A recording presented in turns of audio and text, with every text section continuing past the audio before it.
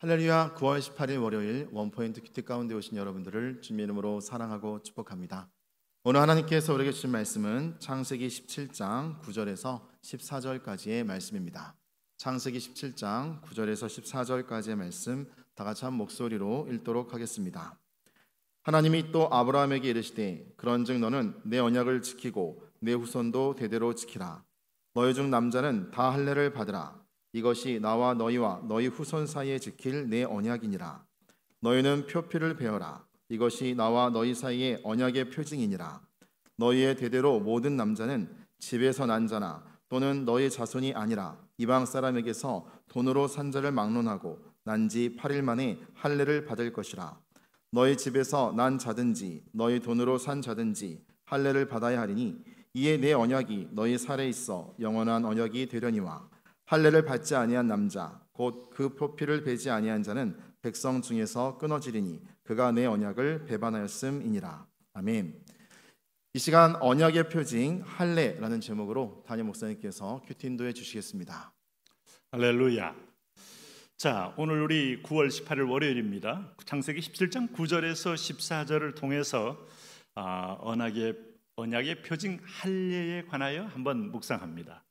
자, 여러분 구약 성경에서 할례가 나왔고요.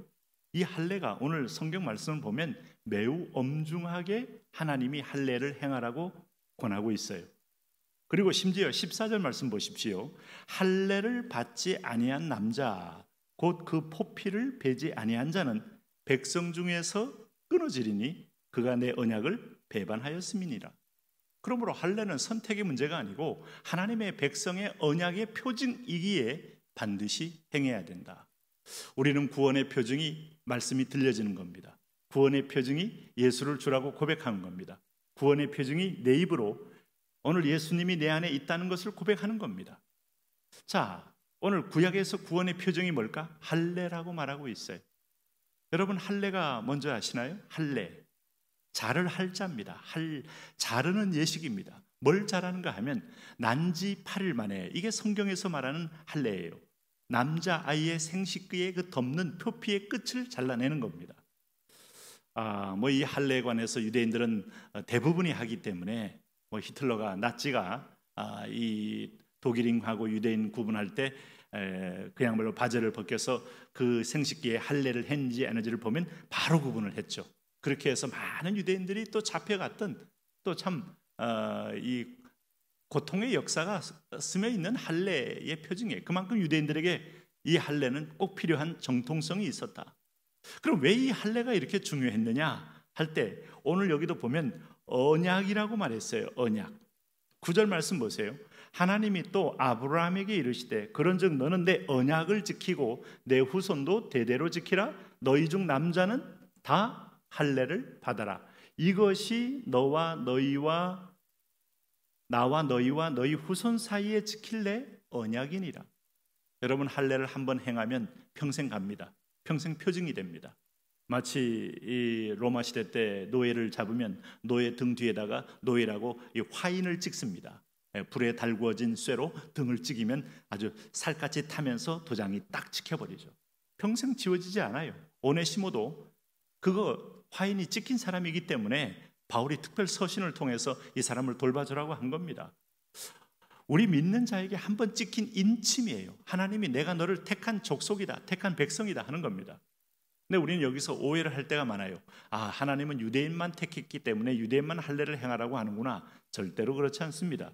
여기 잘 보십시오. 12절 말씀에 너희의 대대로 모든 남자는 집에서 난 자나 또는 너희 자손이 아니라 이방 사람에게서 돈으로 산 자를 막론하고 난 지 8일 만에 할례를 받을 것이라.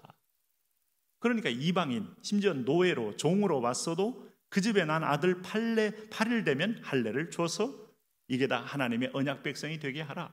다시 말하면 우리가 룻기서에서 모압 여인 룻과 오르바 중에서 하나님을 택한 룻은 예수님의 출생의 계보가 된 은혜의 딸이 된 것처럼 이 하나님의 은총에는요, 하나님의 인종 편견으로 제한하지 않고 지역의 경계선으로 제한하지 않고 하나님은 어떤 면에서 시대로 경계하지 않고 오고 오는 모든 세대 가운데 하나님의 은총에 참여하는 자는 다 구원의 백성으로 삼고 있는 이 구약으로 보면 아주 혁명적인 표현이에요.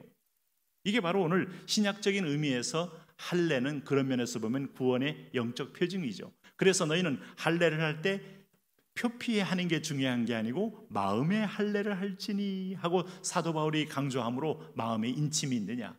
우리는 인쳤다는 표현은 성령의 인침 표현 외에는 성경에서 쓰지 않습니다. 우리가 구원받을 때 하나님이 내 자녀라고 인쳤다는 증거가 예수를 주로 고백하는 것으로 나타난다. 하나님 말씀이 들려져서 내 양은 내 음성을 듣는다. 그리고 성령이 내 안에 일하게 하심을 따라 마음에 거룩한 영적 양심이 회복된다. 인침을 통하여 나타나는 하나님의 자녀의 특징이에요. 그러므로 이것은 하나님이 한번 구원받은 사람은 그 인침이 지워지지 않듯이 하나님은 그리스도 예수의 날까지 우리의 구원을 이루실 줄을 내가 확신하노라 하는 오늘 바울의 고백같이 우리 구원이 확실한 표징이 되는 겁니다. 영원한 나의 언약의 표징.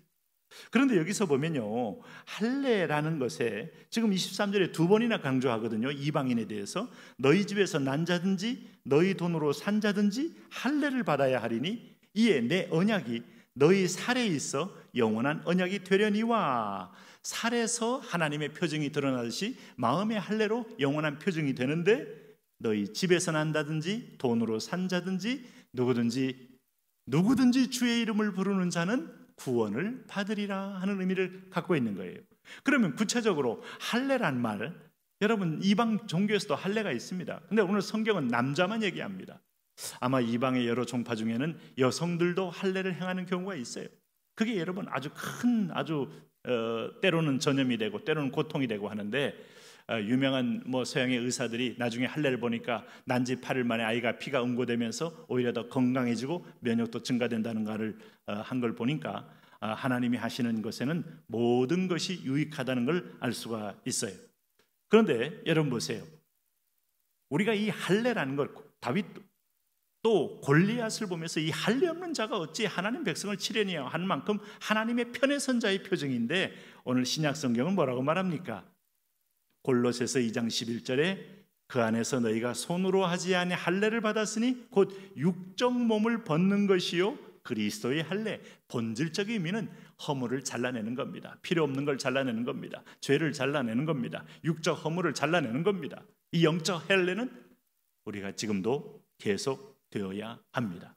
오늘도 최초의 할례 속에는 하나님의 영원한 언약과 하나님의 구원과 성화의 내용이 숨어 있습니다. 여러분 오늘도 허물을 벗어내고 죄의 습관을 벗어내고 또 죄의 이 먹구름을 다 흩어버리고 안에 죄의 쓴뿌리를 뽑으시면서 하나님의 뜻에 맞는 복된 자녀로 오늘도 승리하시기를 바랍니다. 하나님 그런 믿음으로 그런 은혜로 승리하게 하여 주옵소서. 예수님 이름으로 기도합니다. 아멘.